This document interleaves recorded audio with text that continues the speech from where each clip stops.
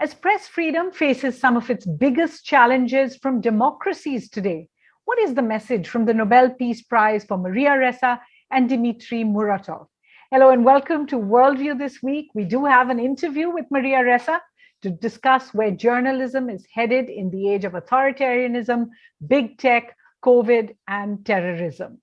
But first, according to the Committee to Protect Journalists, the US-based organizations, in the past 30 years, at least 1,400 journalists have been killed in retaliation for their work. Another 500 murdered without a very clear reason or motive being imputed, so presumably for journalistic reasons. While that number has been on the decline for the last few years, what is perhaps more frightening is that the numbers of those dying in conflict zones is in fact in non-conflict zones has become much more than those dying in conflict zones.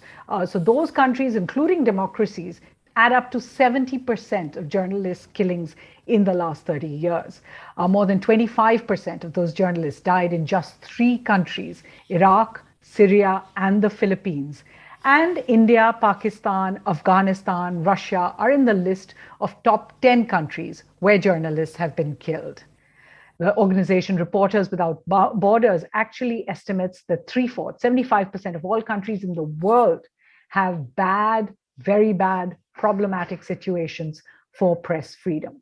So when the Nobel Peace Prize was announced by the committee this year, the committee made it a point to say that the award was for 2 journalists, but it was also meant for the broader issue of press freedom. So just to read from the citation, Ms. Ressa and Mr. Muratov are receiving the Peace Prize for their courageous fight for freedom and expression in the Philippines and Russia. At the same time, they are representatives of all journalists who stand up for this ideal in a world in which democracy and freedom of the press face increasingly adverse conditions. Now, Mr. Muratov in Russia runs the Novaya Gazeta, an independent publication that has seen 6 of its journalists already killed, including one called Anna Politkovskaya, who wrote investigative articles on the war in Chechnya that clearly rubbed the establishment the wrong way. Maria Ressa belongs to the Philippines, where she founded Rappler.com in 2012, and she criticized the government, basically the government of Rodrigo Duterte, for fake drug encounters, clamped down on press freedoms, and has already faced a number of cases, along with Rappler.com, for libel, cybercrime, and other reasons, and she was even arrested in 2019.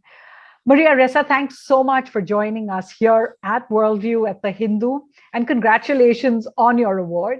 Thanks for having me, and big hugs.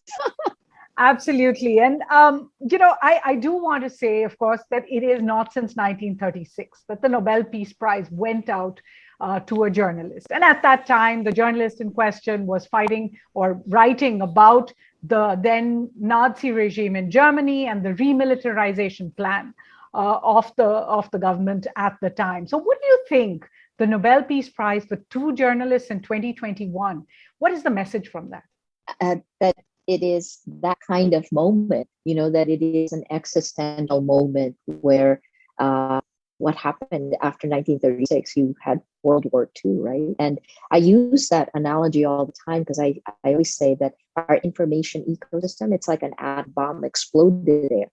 And we need to come together with globally and find a solution, much like the world did after World War II.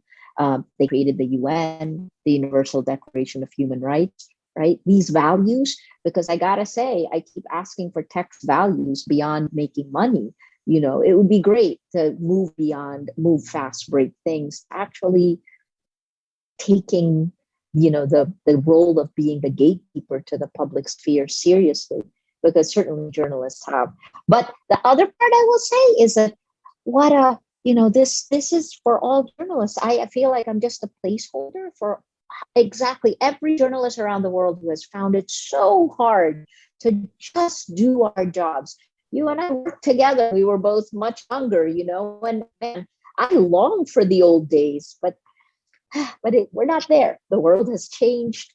And I keep thinking, that maybe something better will come out of this. that this creative destruction will lead us to a place that is better than where we came from.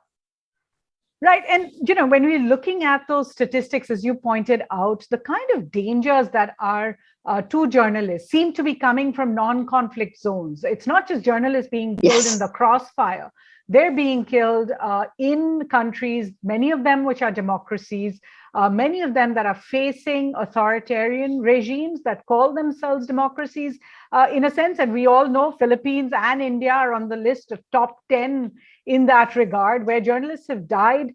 But there are also, journalists, as you said, who are not facing maybe, a threat of killings, but are facing other kinds of threat from these growing authoritarian regimes. Now, there have been many theories, in a sense, of why these populist regimes have done so well, have been able to capture the public, but at the same time, sort of promote this suspicion of journalism, if you like, protection in the economy, anti-immigration, xenophobia, a sense that foreign policy is actually about domestic policy. These are all common themes. What do you think really led to the rise of this? Technology. I mean, look, they were always there, right? I mean, let's go back. Hitler, Stalin were elected democratically and used a lot of those same arguments to actually perpetuate such violence. Look at today, and I go back to when journalists lost our gatekeeping powers to tech. And I would say the first time globally where we saw different realities and then an impact on the world is the Ukraine in 2014. The election of Modi in India in 2014 and the use of social media, that certainly led to kind of the erosion of trust, right? Because when you're being manipulated and insidiously manipulated by these cheap armies on social media, you begin to distrust everything. And, I'll go back to the role of Russian information operations. That is part of the military doctrine. And so I feel like this has now gone global. It has. Just this year, Oxford University's Computational Propaganda Research Project said that these cheap armies on social media are rolling back democracy in 81 countries around the world. It's going to get more. And I think the hard part is that it manipulates our biology. It exploits the weaknesses of our biology. So in a strange way, it actually tells us that as human beings, we have a lot more in common because the very same platforms are using these algorithmic manipulation in order to change what we think, change how we feel. Right. So think about it like this, right? E. Wilson, he's an American biologist who studied emergent behavior in ants. And he said that the greatest crisis we're facing is our Paleolithic emotions, our medieval institutions, and our godlike technology. The technology is godlike because it's turned the delivery platforms for new American social media companies into behavior modification systems. And with a lack of accountability, we've become Pavlov's dogs in these real-time experiments that has brought significant money to these platforms, something that Shana Zuboff called surveillance capitalism. So it is a business model that takes our data and uses it to manipulate us. If you click yes or no, if you read something, all of that are data points that machine learning takes and creates a model of you that knows you better than yourself. Getting to a world, I think, with this kind of data where you have to ask where this manipulation ends and free will begins. Has it already stepped over free will? Do we have free will? I know, sorry, not to be philosophical, but, it is that dangerous, I think. Sure, because it cuts at basic, as you said, it's a biological experiment as much. But, there is the counter to that social media, big tech, the Facebooks, the Twitters, all the other platforms have democratized expression. What about freedom of expression when you say, I, as a journalist, have a right to speak, but not big tech? Why is it, and I know that you're on the real Facebook oversight committee as well, why is it that big tech has become what is seen as what you are describing as an agent for authoritarianism and not an agent for the people's right to know? So at the beginning, and I would say, 2011, how the Arab Spring became the Arab Winter. At the beginning, it was empowering. But then what wound up happening is that these governments realized they could exploit those weaknesses of micro targeting, those weaknesses of what was used for marketing, what was used by, it was asymmetrical power, right, which led to the Arab Spring. And then when did it become the Arab Winter? It was when these governments then began to use them, manipulate those tools. So look, I think that the platforms, Mark Zuckerberg certainly says this all the time, this is a freedom of speech issue. It isn't. It is a freedom. I'm going to quote a comedian who talked in his speech to the Anti-Defamation League, Sacha Baron Cohen, said that this is a freedom of reach issue. We're talking about algorithmic amplification, algorithmic distribution. And studies now have shown us that lies laced with anger and hate spread faster and further than facts, right? So if the platforms are biased against facts, then they're biased against journalists. Because again, if the end goal at all costs is to keep you scrolling, then it's like, it's like you're using principles that are mildly addictive to gambling, for example, right? Taking away anything that will stop you from scrolling. I think the question for the platforms is going to be, how much money is enough, and how much will you manipulate? Because you just go into Facebook, you get a mild lift because of dopamine, oxytocin. There's a biological reaction. And then the way the A/B testing has shifted, something simple like, you grow your networks by using an algorithm powered by friends of friends. Because you grow your network, the platform grows, right? But friends of friends divide society, right? So like in the Philippines, when we have friends of friends, we never argued about the facts before 2016. Regardless of what political view you have, we were in the center. We agreed on facts. But after the election of President Duterte in 2016, if you're pro-Duterte, and you can substitute pro-Trump here as well, you move further right. If you're anti-Duterte, you move further left. And that's 2017, 2018, 2019, right? So what wound up happening is you've torn apart the shared reality. And then here's the other part that's dangerous to teenagers. This is the whistleblower, Francis, the most recent one, right? He just said that the company had documents that showed they would make choices for profit over safety of the users. Well, teenagers on Instagram, those very same algorithms that are bad for teenagers are the same ones that also have made the platform worse for journalists. Anyway, yeah, so it's not a freedom of speech issue. It is an amplification issue. Also, the other part of what the Nobel Committee chair said, Berit Reiss-Andersen, she said they've been thinking the last few years about freedom of expression. And inherent in freedom of expression is the idea that you should be able to speak. This is for everyone, not just journalists. You should be able to speak your truth, speak what you think without fear of retribution. Right. Information operations on social media made that impossible. It's almost like these strongman leaders brought out the worst of human nature and have given permission to people to behave in ways that would have been unthinkable before. Right. In fact, it is particularly this rise of what are called alpha men or strong men in so many countries of the world.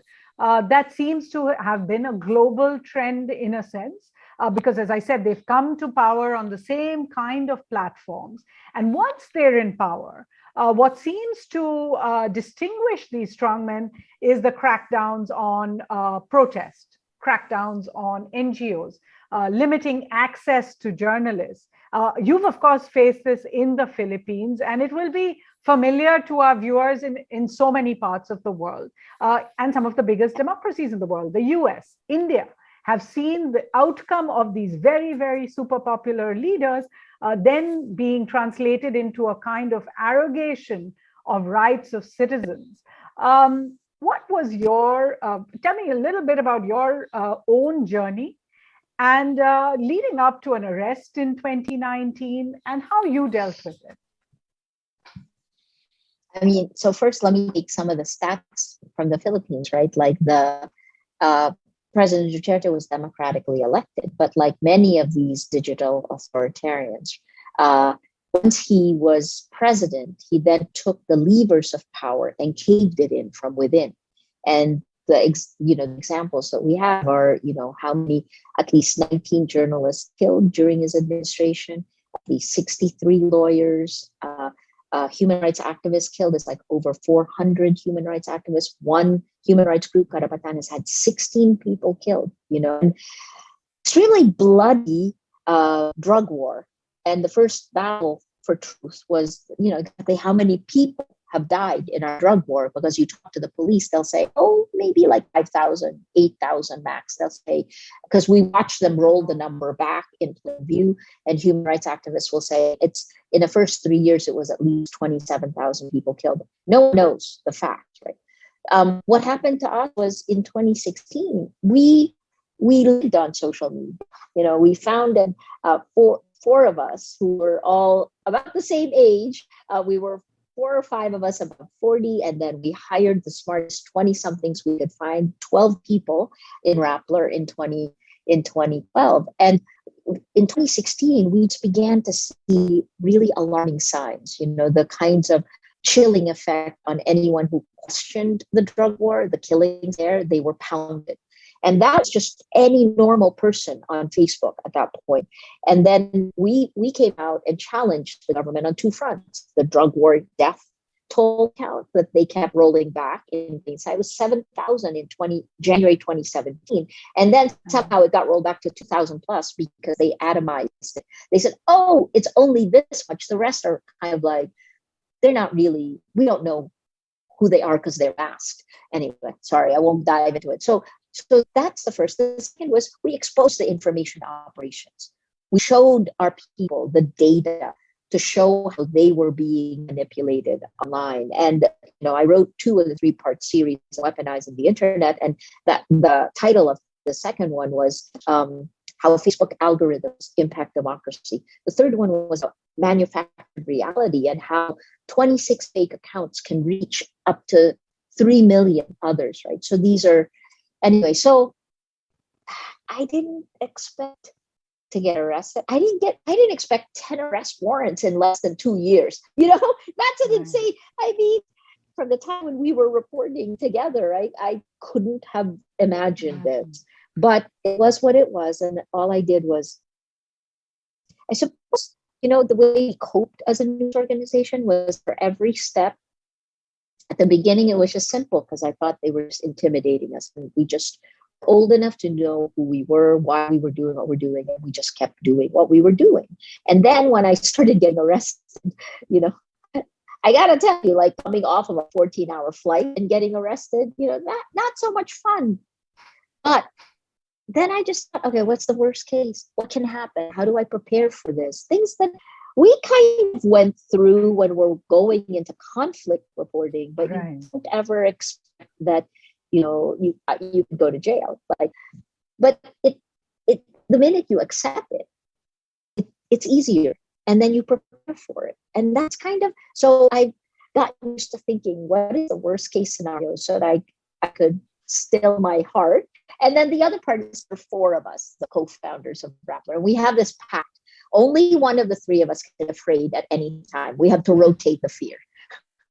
Well, those are very, very important points to ponder. And as you pointed out, this is not just about Maria Ressa and Dmitry Muratov. It is about journalism, democracy, all of these questions around the world. Certainly in the world of foreign policy, it isn't often we get to talk about these issues as well. But when you're dealing with global threats, perhaps that too is important. But Maria Ressa, thanks so much for joining us on Worldview. If you've been watching from the team here, thanks for watching.